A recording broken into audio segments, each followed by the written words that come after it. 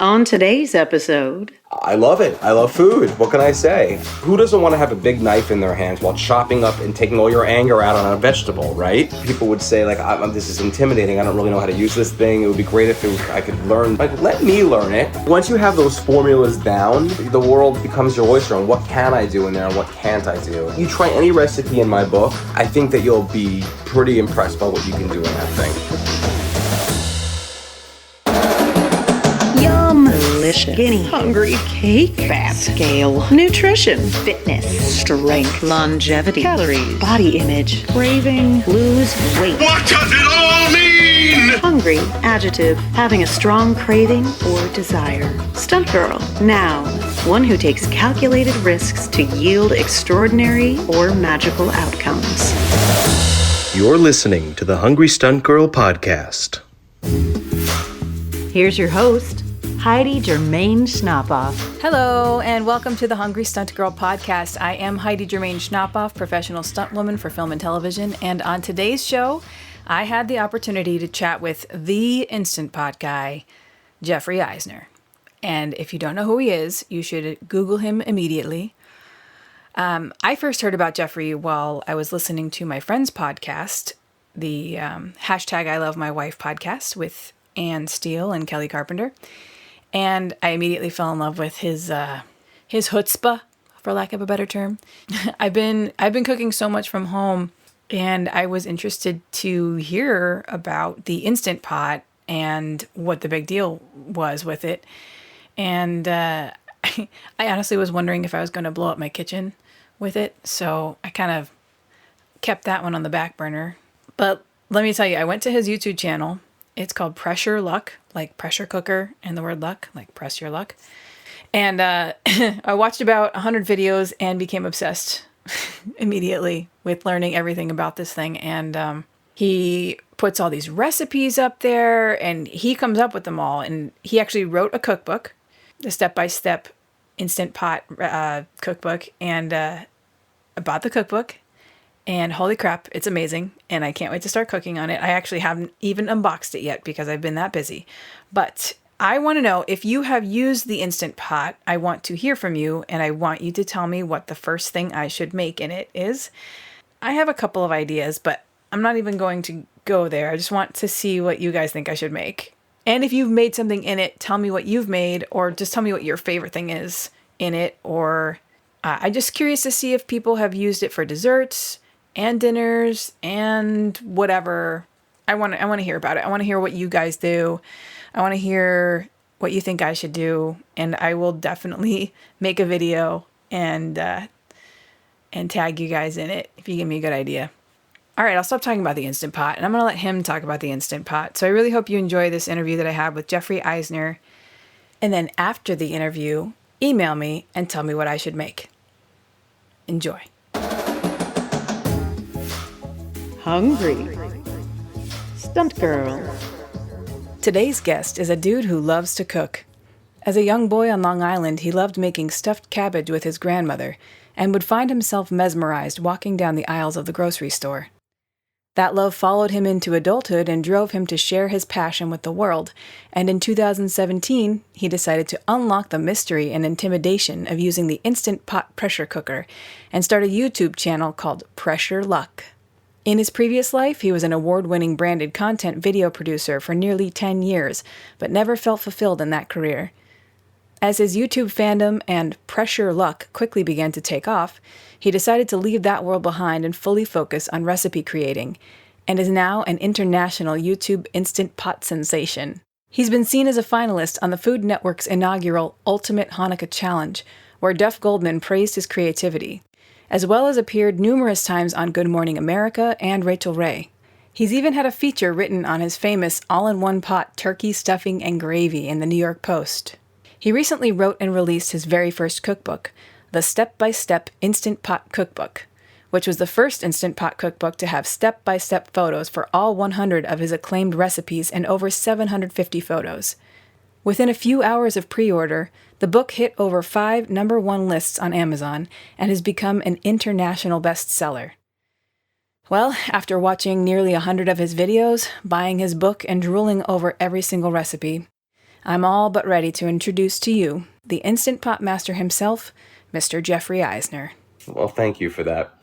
Oh my goodness, of course. I'm so excited to have you here. I think I'm going to just jump right in and start asking you questions. Yeah, of course. Sure. Can you tell me about just where you grew up and leading up to your Instant Pot celebrity status? Well, I was born very far away from New York City in this long, far away place called Long Island.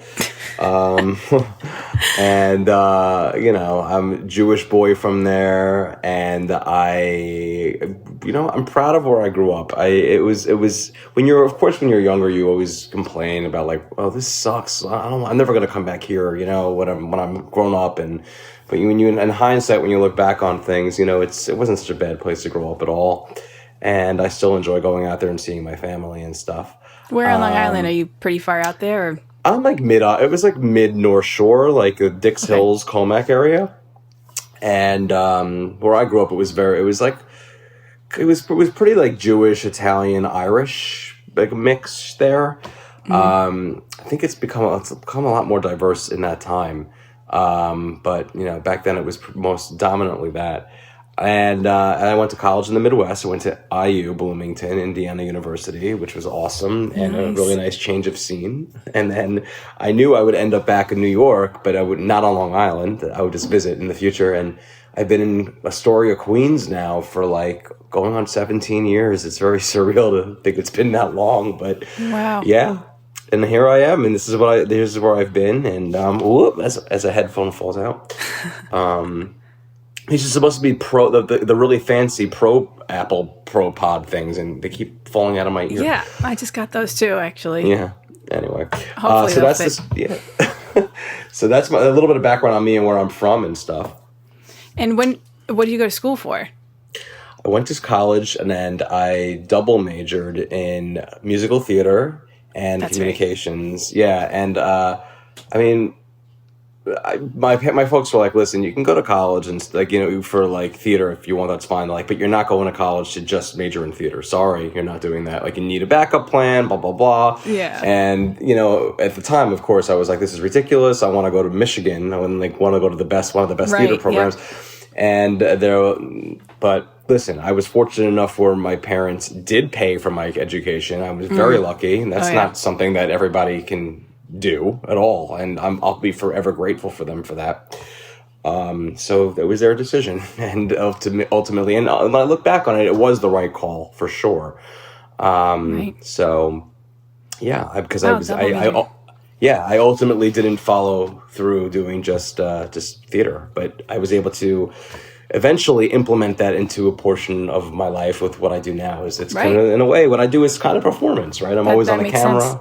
Yeah. So, and not everybody can do that. Even I'm having a wonderful time learning about just doing podcasting, and being on here and using my own voice is probably harder than any script I've ever had to read or perform. But so you came back to New York with hopes of, or with the intention of pursuing theater? I did. I was like, oh, well, I'm going to be a Broadway actor. That's my goal, is to be on Broadway. And when I came back from school, I auditioned, I got my equity card, I did a children's theater tour. It was kind of like a machine operation, like you do this thing. It's kind of, it's great to be giving, theater to children and introducing them to it for sure. But, we were driving the vans around the country with one van that had the set and the costumes and one van with us, the actors. Oh my goodness. It was, you're paying your dues to get that card. The circus. Yeah, and it's funny. And when I was doing this, I was like, I don't think this is what I want to be doing with the rest of my life. I'm like, making it on the Great White Way would be wonderful, but you really have to. There's no guarantee that will ever happen. It's like winning the lottery, honestly, if you get to land a role anywhere in a professional stage. And I was just like, you know what? These other people who are willing to do this and audition from time to time and can accept, even though they just landed a new job, that they eventually have to start looking for another one because you don't know how long the show will run. Exactly. There's an expiration date. There's a date there's a date you get fired every exactly. show. Even people who work a lot. So it's crazy. I don't envy that life. However, I totally respect the people that do that. Exactly. That's why I was telling myself, like, they deserve it way more than I do, because it's not something I'm willing to do. I need stability. So I kind of shied away from just doing theater and, like, pursuing it. And I always still loved it. You never stop loving it, and it never leaves you. Once you have a passion for something, you always will find a way to retain it and do something else with it. And I guess that's what I do now. But you're also a performer. You're a stunt woman, aren't you? Yeah. So you're a performer. So yeah, I do perform quite a bit on camera, and it's my line of work. It's very, I kind of toe the line between like the front of the call sheet and the back of the call sheet. Hopefully you never see my face if I'm doubling anyway. But I get to do some stunt acting stuff, which is great. You get killed usually. That's usually the job for a stunt woman that's not doubling. You're probably going to get killed at some point. Have you ever almost actually gotten killed on set? I've had some major injuries for sure. Yeah, so I've been there, but I love performing as well, and I went to school for theater, and I still have an affinity for it, and I go to Broadway shows as much as possible. But yeah, that's not the life for me either.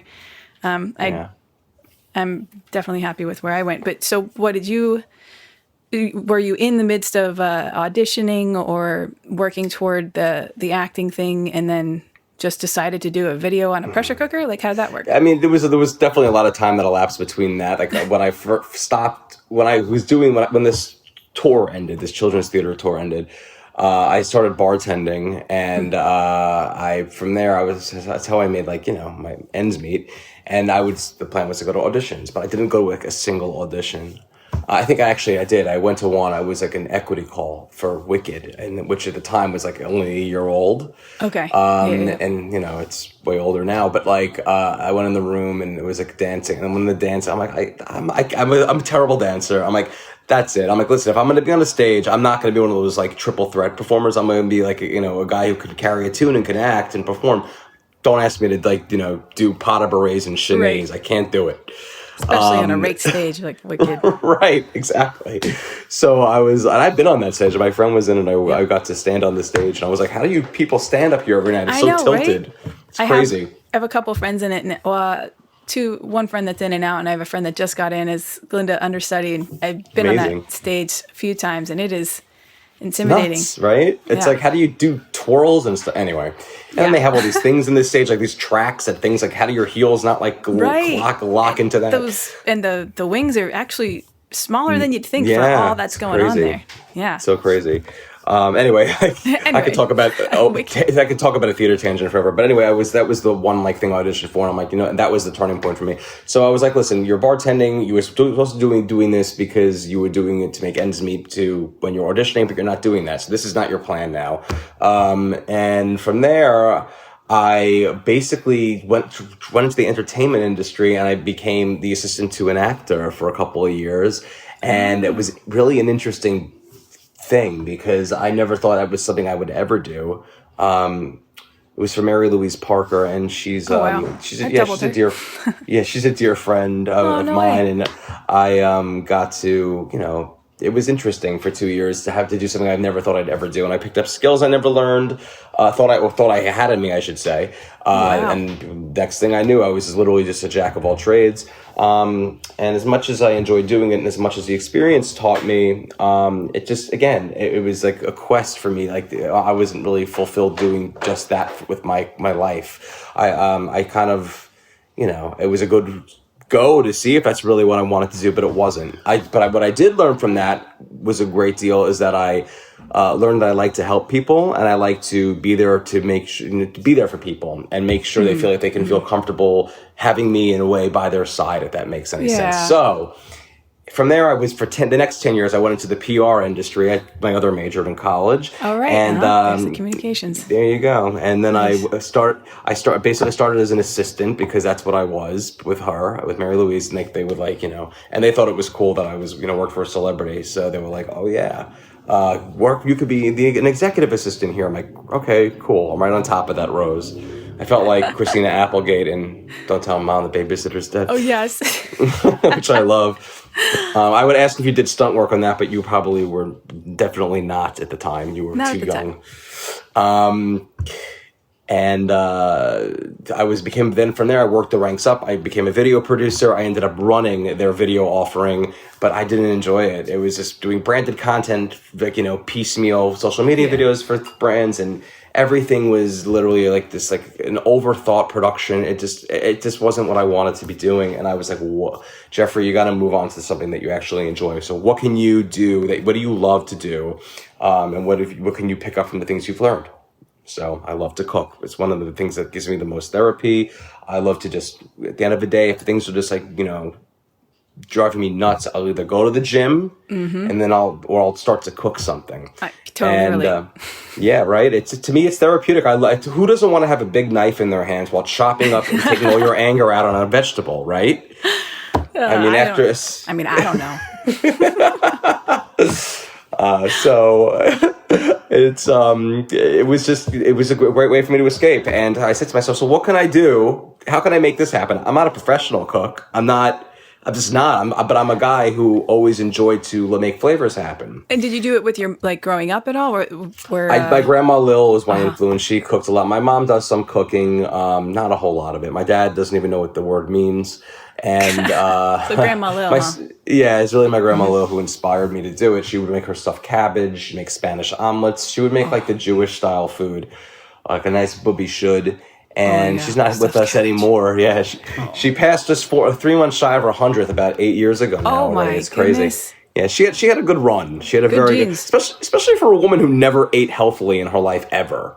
So it's like you question life and what it's, you know what I mean? It's like you have these people who are the healthiest people who are going on a run, and you find out that they died of a heart attack, and yet here's my grandmother who's eating butter and this and that. Plump as a strawberry on the vine, and there she gets 100 years old. Anyway. Yeah.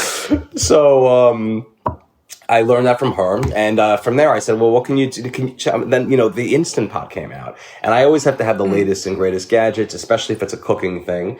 So I found out about it, and at the time it was gaining a lot of momentum. It was becoming popular, but the thing I kept seeing about it in the reviews and stuff, as strongly as it was reviewed, that people would say, like, this is intimidating. I don't really know how to use this thing. It would be great if I could learn. The manual is confusing. Like, let me learn it. And let me take my video production skills that I've learned here and put my performance elements to task, and my love and joy of wanting to be there by the side of people, all three careers, marry them together and see what I can do. And listen, if nothing comes of it, whatever, who cares, right? Like, no skin off my back. So I basically did like a video, started a YouTube channel, put it out there, and it just shared. I found the right Facebook groups to share this in that were like a bunch of cooking groups and stuff. Smart, yeah. It's about being resourceful, because we're now in the age, obviously, that we live in. It's like you can do whatever you want for yourself. You make yourself heard on these platforms. It's like first YouTube, then Facebook, then Instagram, and now this TikTok is huge. TikTok, yeah. All you need is a cell phone and right. That's literally all you need, and you can change your life. You can influence. You can inspire people because you were inspired by others. It's a giant learning cycle, and then.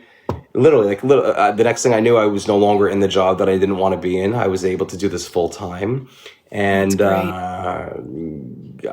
it's just been surreal. And then in this time, I ended up. We're in June, right? Yeah, 2 years ago. This month is when I was no longer. I left my full time job. Wow. Yeah. And when did you start the videos then? So 2 years ago, you were able to leave. Yeah, wow. It was I started the videos in 2017, in January of 2017. So just about a year and a half after doing the videos, things started getting to the point, because when you do a website, when you basically send everyone to your website because that's where the recipe is. But in turn for that, the recipe is free. There's advertising on my website. It's revenue, and that's how I make my money. So, sometimes you do see people, I don't need to see a blogger's life story about it when I want to make a recipe for a lasagna. And I'm like, I get it, and I try not to do it like that, but that's the reason why some of these recipes are long form, is so ads can populate, and that's how we get paid. Right. Yeah. So that's how I was able to sustain this as my life, as my living. And lately things are a little interesting because obviously we rely on the ad revenue, and when there's which we're entering right now some weird phase of recession, whatever it is, and I don't think anyone even really knows what it is. There's less ad spend, so we get affected by it as well. Recession might be inaccurate description. Yeah, I guess. Let's hope it doesn't get into anything too more severe once all things start to settle down a bit. But anyway, that's that. And then from there, I ended up writing a cookbook, which is surreal, and it became an international bestseller, which is lovely. Really? Oh, yeah. I see. I should have known that, but I did know that it's doing real I don't well. expect you to know anything about me. That's what I'm here for, right? To talk to you. Oh no, I did my research. I have to stop calling it stalking. It's officially research when it's your job. That term has become accepted so long as people don't show up at someone else's door. Correct. So I actually remembered seeing you were doing at one point kind of like healthier meals because you were doing, or you lost like a bunch of weight or something just out of using real food and using the Instant Pot, correct? I did. I mean, yes, when I first started using it, absolutely. I was on actually a weight loss mission. I wanted to start losing weight. So I started using the Instant Pot originally for healthier recipes for myself. Like I was making cauliflower puree, and like instead of mashed potatoes, it's a great substitute. But, then when I started becoming a recipe developer for it, I was like, okay, well, people want comfort food. So I had like the dishes, like the pot roast and the meatloaf and all the pasta dishes, like an Alfredo and an albacca. And the Instant Pot makes pasta unbelievably well. You wouldn't think it, but it does. And you don't have to drain anything because the way it cooks, it absorbs all the liquid, right? Gosh. It's brilliant. And it's even more brilliant when you use broth instead of water when you cook it because it infuses more flavor. I have a friend who actually uses wine. She calls it her drunken noodle. Great idea. I love that. It's like an Italian drunken noodle. Brilliant. Yeah. Listen, I try to keep myself healthy. I do try to exercise. I've always had a weight struggle my entire life. It's, wonderful that way. Great. But unfortunately now with no gyms open, at least in our area, at least in New York City, it's not. I think in other parts of the country they're starting to reopen. It's challenged. So I'm like doing step aerobics and trying to keep the weight off, but it's not the easiest right now. Oh, it's definitely difficult. I was actually doing, up until last week, I was doing 5 days a week leading workouts from my living room for about an hour. And I really didn't think it was going to be going on this long in the beginning. And I kind of dug myself into a hole committing to 5 days a week working out with people. But that's good. At least you're forced to do it. Well, yeah. Right? That. And now I'm actually picking up momentum in other, projects and things. So I had to kind of call that quits. But I do understand. Even with I've been a personal trainer for over 18 years now. And wow. And coming up with things, and I have kettlebells and all this stuff, but it's definitely been a challenge to stay in shape. I can't imagine. I mean, for me, it's in a way, first like, oh great, I don't have an excuse to not go to Orange Theory, and it's like, now it's like, oh my, get me back in there. Yeah. Yeah, I want to go and do an all out or whatever. I'll be thrilled if I could go on a rower right now. Like it's like, I'm literally doing step aerobics in my living room, which is great. I used to do that like when I was in college when I lost all my weight originally. And then, but I feel like step aerobics is very passé in a way now, but I still enjoy doing it. It's fun. You know what? That's step aerobics. They just call it different things to make it sound trendy. I mean, they have it on like Peloton app. They have workouts and things. You know what you're doing? You're doing step aerobics. Hate to tell you. Yeah, right. Exactly. Did you, when you were doing your kind of healthier eating and whatnot, I'm going to probably go back to that for a minute. Yeah, please. Did you, were you following any sort of plan? Like, about the Whole30? I saw a list of things, just kind of doing some research on Instant Pot and Whole30. Yeah, I mean, and Whole30 works really well for obviously a lot of people and stuff, and sort of like these in keto and paleo and stuff, but I've never done anything of that sort. The way I lose weight it's obviously different for every single person. Right. Is something I emphasize. It's by portion control, because I can be, I'm a food addict. I'm addicted to it, and I can go overboard. I can have binges. I love it. I love food. What can I say? feel I could eat everything in sight. And there are days where I'm just like literally toss up my hands and I'm like in the market and I'm like, I'm there to get something specific. And then I see something. I'm like, oh, I get distracted and I have to like make this dish. And it's loaded with cheese and this. And I'm like, well, look what you just did. So yes, it's a temptation. You just did. Oh. Yeah, exactly. It's a drug in a way, food. So it absolutely is. It's definitely my drug of choice. Totally. Well, I mean, you look fantastic. I mean, no one can see us right now, but you look great. It's just the angle. I need to hear I tilt your my monitor secrets. down, so that MySpace angle. It's about the angles. I see. So anyway, it's about portion control. It's about for me. I try to drink really nothing but water or seltzer. I know that even diet sodas will get you, and it's not.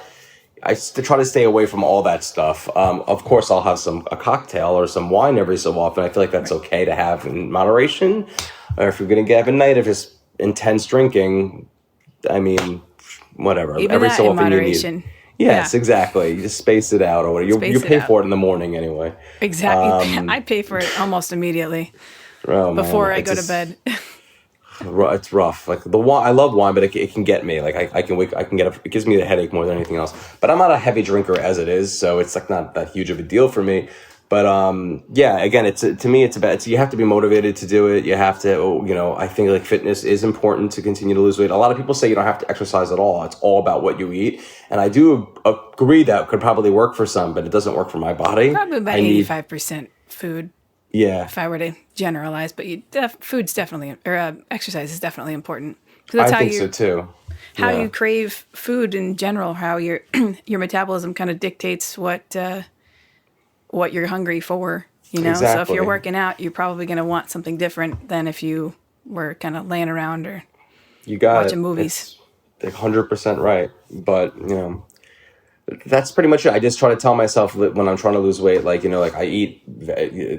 try not to eat past 8 p.m. or at least 4 hours before I go to sleep. And if I have to snack on something, I'll have, the sensible stuff, like some carrots, which some pirate's booty, a handful of that. So, love pirate booty. I love it too. I mean, it's better than eating potato chips or Doritos. Oh, absolutely. So it's right. So it's like, there's always, whenever you look at things, I always tell myself, like when I'm trying to slim, it's like, you can still eat that thing because is it as bad as eating French fries or you know what I mean, or better bad choices.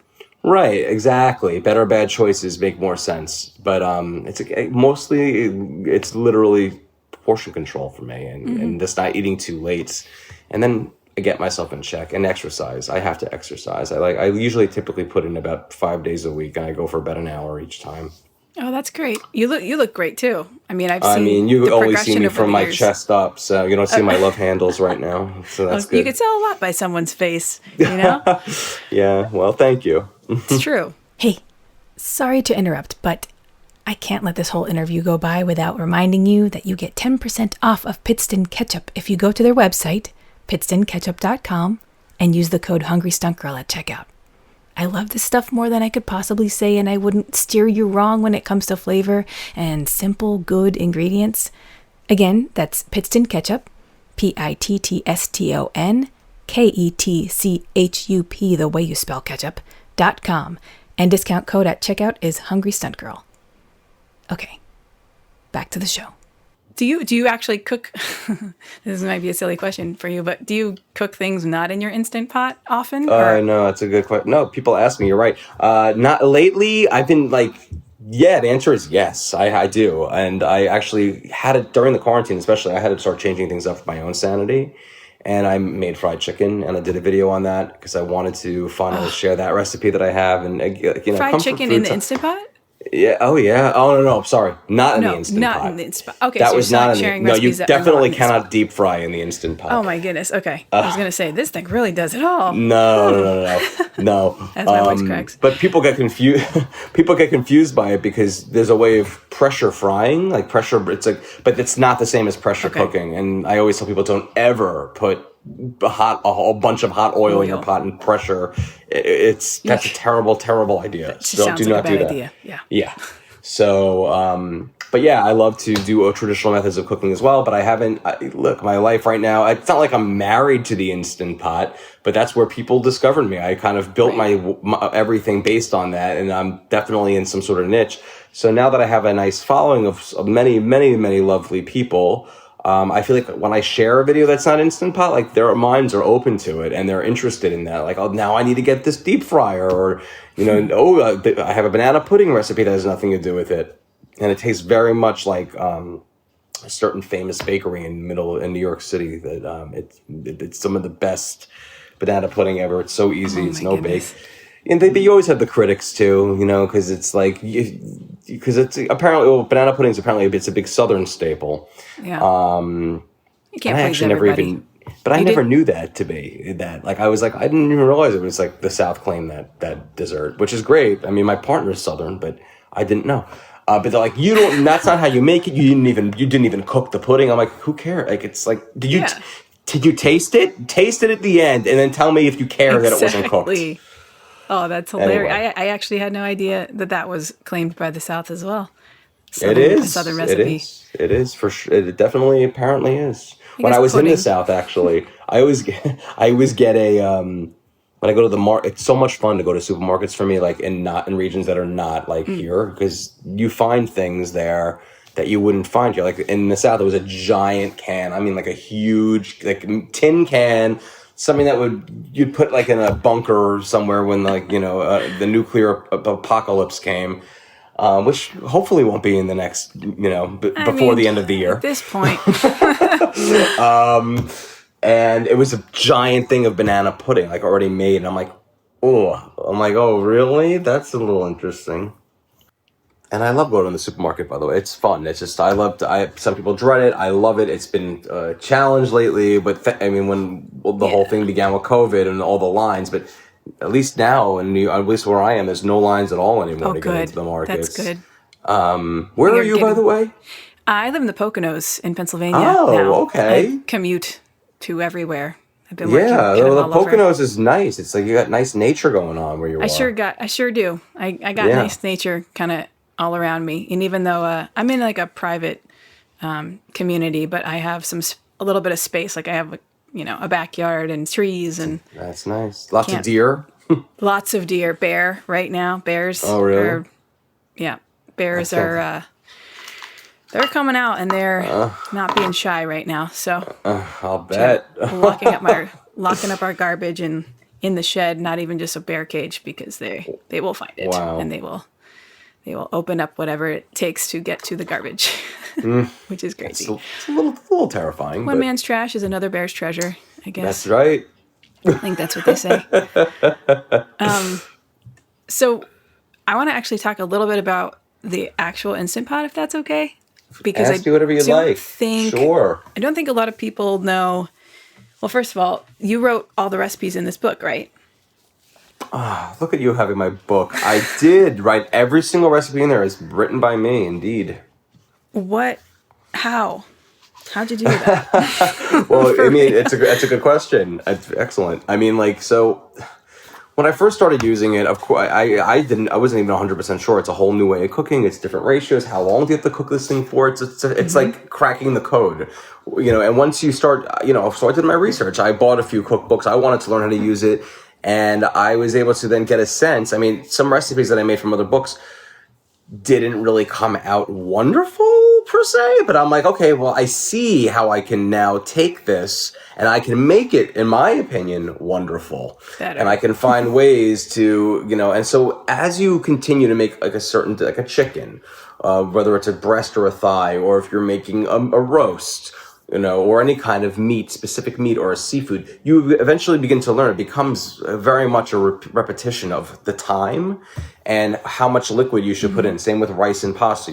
How, based on 1 pound of pasta, how much liquid you should be going into the pot before it's pressure cooked. So the formula, basically. The formula. Once you have those formulas down, the world becomes your oyster. And what can I do in there, and what can't I do? And there's more can than can't. That's for sure.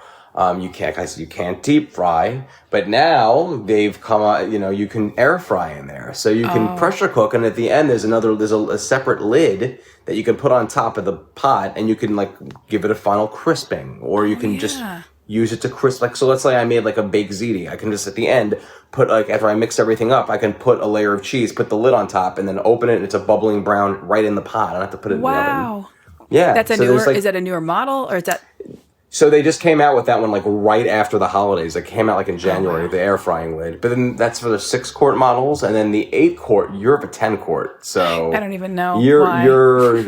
I mean, it must be the Nova Plus model, because I think that's the only one that does a 10-quart. Yeah, it's huge. I mean, I don't even. Maybe it was the 8. I don't know. I'm thinking it was the 10. It would tell you. I think it was on tells sale, you. man. It was on sale and it was available. I don't blame you. Look, that's great. And I would tell you, did you ever have you used it? I did not. It's sitting in my car right now, and I wanted to use it before I talked to you, but I literally just got it. But how many of you are you feeding?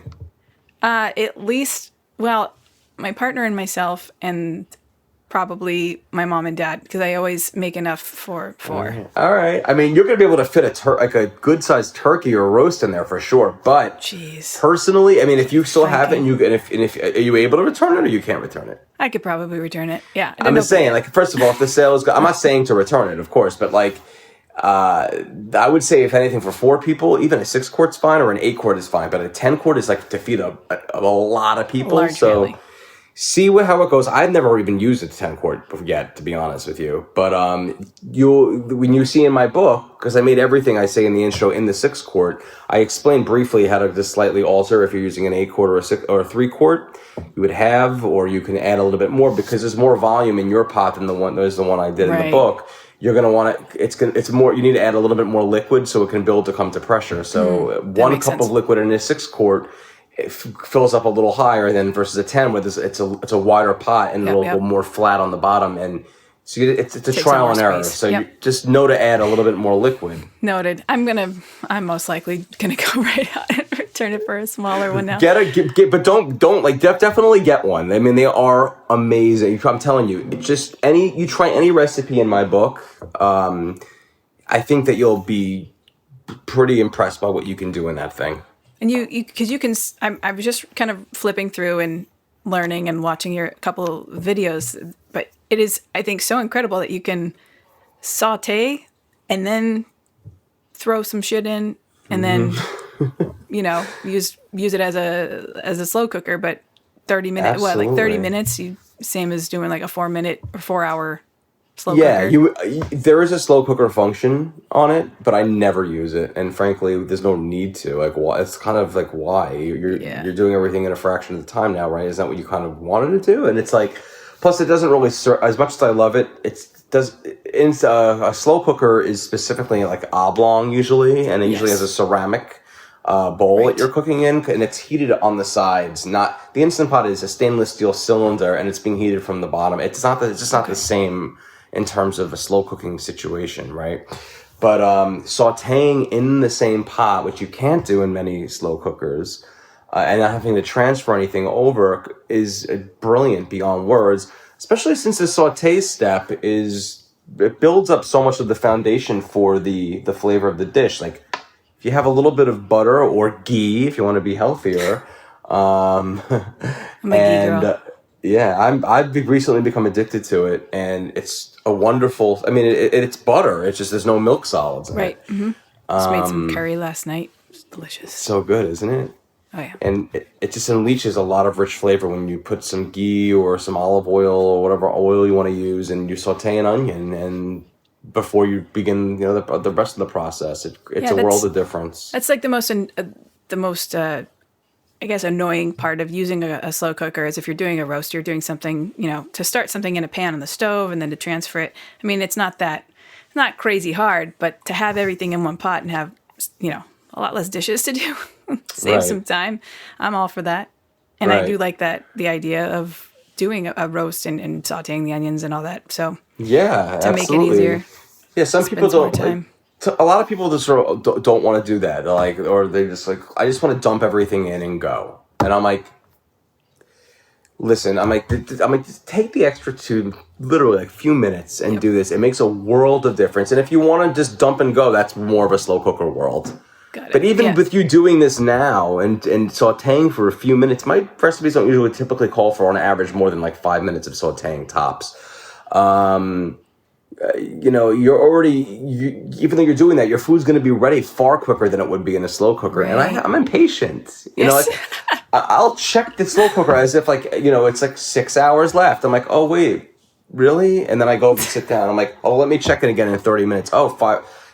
I want it to be done. It's like watching paint dry. Yeah. Yes, that's exactly right. Ideal for people who can throw stuff in the morning, go out to work, come back home 6-8 hours later, and then have dinner ready. But Right. I feel, I just found out that you can do bone broth, and I don't know if you've done that it's in my yet. book. All It's in my book. See, I didn't Read get to that recipe. book. Dude, there's so many. There are so many incredible recipes, and they're even like separated by seafood, poultry, meat, vegetables, and sides, dessert. Like this is incredible. Every you're single sweet. page. It's Thank usually I go through a cookbook and I'm like, all right, that looks good. Oh, there's a good one. Okay, well that looks good. Literally every page of this book, I'm drooling. Every single page. Thank you. I mean, and as you see, that I appreciate that. There's recipes that are, definitely of the comfort level, but there's no reason you can't substitute something, like I said, that's healthier for some other ingredient. Like, if you're keto, you would know, oh, I can't use brown sugar, but I can use swerve or whatever else. Right. I can or use something sometimes else. coconut brown sugar, depending on the... Exactly. So if I can't use cornstarch, which I use in a lot of my recipes, because when you're pressure cooking and when the lid's done, it has to be thin. It can't be super thick. Of course, when the lid comes off and it starts to settle, it'll start thickening a bit. But when you use a cornstarch slurry, it creates a gravy-like consistency, and it's great. But if you can't use cornstarch because there's some carbs in there, you can use like arrowroot powder or xanthan gum or something like that and create a slurry that way. There's always solutions. And I don't think cornstarch personally is a bad thing because you're using so little of it. But again, some people won't touch that type of a carb. So I get it. It's just a grain. It's easier to digest that than some other thickeners or flours. You know what I've been using lately now a lot that I enjoy is coconut aminos. Yes. Instead of like soy sauce, it's a lot less sodium and it's got has a nice a similar flavor. It tastes nothing like coconut at all. No. And I don't hate coconut, don't get me wrong, but I don't need it to like infiltrate all my food, you know? Right, yeah. Like It tastes almost like a teriyaki soy sauce mix. Yeah, I enjoy it. it's got like a little bit of a sweetness to it, but it's not very definable as coconut anything really. It's just kind of got that. The same thing with, I like coconut brown sugar. I've been using that in some recipes, or just coconut sugar kind of has that molassy kind of flavor to it. Absolutely no remnant or coconut, reminiscent of coconut. However, I feel like if you use coconut oil, if you use unrefined, it tastes like coconut. If you use refined, it does not taste like flavorless. coconut. Oh, okay, yeah. So refined, it's a little more expensive for the refined, barely any, but it doesn't taste like coconut. So right. It takes out, I guess, more of the solids or parts of the fat that. I mean, I have no idea what it does, to be honest, except I just know it doesn't taste like coconut. They take the coconut oil and they take it to refinement school, and then it comes out. Right, exactly. It's become flavorless. Refined. It's classier now. It's classy. I'm picturing an actual school with these little coconuts that are. Anyway, I'll wrap it up for both of us because my banana bread's almost done. I'm making banana bread right now, gluten-free. Yummy. So the last little question I have for you. So you are super talented as far as making recipes. You love to cook. You love to eat. But you said you've been working out and whatnot. But have you been doing anything, or do you do anything in addition to that feeds your soul or feeds kind of some other part of your body? Do you read or meditate or yoga or anything like that? I meditate, but not the way you'd think. Like everyone, I guess meditation is, what is it? What defines that? And it's, I guess, what gives you peace. So, luckily we have a really nice little rooftop terrace that's ours, me and my partner Richards, and that's been really nice to go out to lately and just sit there. And it's surreal because on beautiful days, it's not so beautiful out right now, but like on beautiful days, it's hard it's easy to it's not hard, what's the word I'm looking for? It's hard to think that all this crazy stuff is going on right now when you can see the beautiful skyline and you can see things going. It's peaceful outside. It sounds peaceful. Yeah. So lately my thing is to sit on the terrace, to just take everything in, to tell myself today there's nothing you can do personally except be yourself, to change the situation of what's happening with the disease. I mean, all you can do is stay home and follow the guidelines, that these things are out of your, because I like to try to be able to fix everything. You can't fix everything. It's just the only way we can do it is if we do it together type of a situation, which thankfully it's true for everything right now. Yeah. It seems that right now things are going, at least in terms of the COVID situation, they're good. And let's hope that in a couple of weeks things don't spike up again due to recent activity. But I guess we'll find out. And I just like to. Another way I really like to honestly just to unwind is I like to, of course, music. That's such an obvious answer. I don't even have to say that. Music, right. I mean, music is everything. And sometimes I forget myself, music. It's so important. Yeah. It's so important. And it's a great time to learn new music, to hear things you haven't really listened to, just put on a playlist, like let Spotify or the Pandora just take you on a journey. That's one of the best things you can do. Yeah, Spotify's been kind of right on recently. My new Discover Weekly is pretty rad. I'm digging it. Yeah, it's great. It's a good one. And I love to just, what I love? I'm a huge traveler. I love to travel. And of course, I mean, I'm not doing a whole lot of that right now, but I, thankfully there's YouTube, and I'll jump on and I'll like look at cities, and I'll watch some person hosting their own channel, and I'll watch them take me on a tour through the city on some of the best things to eat through it. And that's exciting because makes me feel like I'm taking a little trip. Aw, have you been to like Japan, or have you been overseas? Well, me and Richard are turning 40 next year, and that was the trip, was to spend about a month in Asia all over it. And listen, it's still possible that can happen, but I'll tell you, when I go there, I really want to enjoy it. I don't want to have to wear a mask the entire time. So I feel like once there's a vaccine and things are a little bit more calm on that front, that's probably when because it's not going to be a cheap trip. No. That's when I'll spend the money and do it. But it's totally worth it. We are definitely going to go. Don't get me wrong.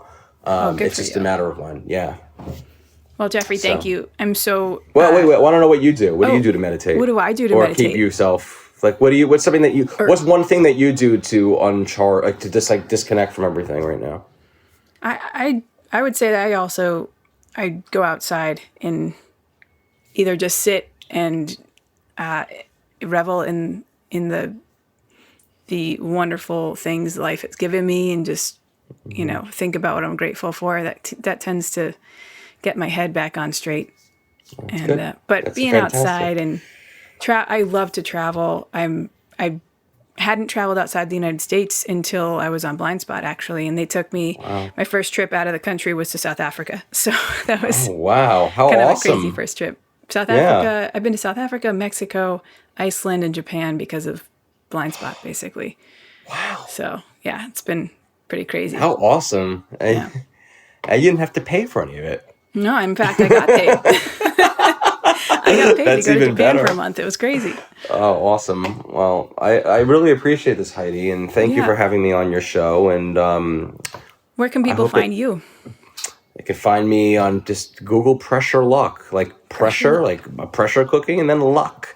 And just Google it. You'll find me there. I can tell you that. If you want my cookbook, just on Amazon, type in pressure luck or Jeffrey Eisner, and it'll pop up. I'll put links. I'll definitely have links to all this in the show notes. But thank you so much. All discussions on this podcast are for entertainment purposes only and are not meant to replace medical advice. Contrary to popular belief, Heidi is not a doctor or a nutritionist or an astronaut. Although, that would be kind of cool. Heidi, maybe you should be an astronaut.